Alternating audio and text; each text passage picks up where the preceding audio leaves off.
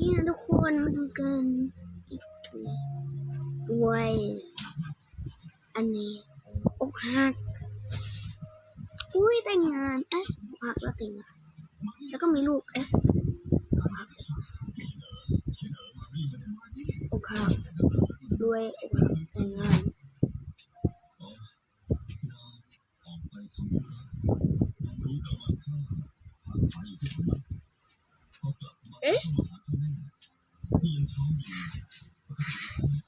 รวย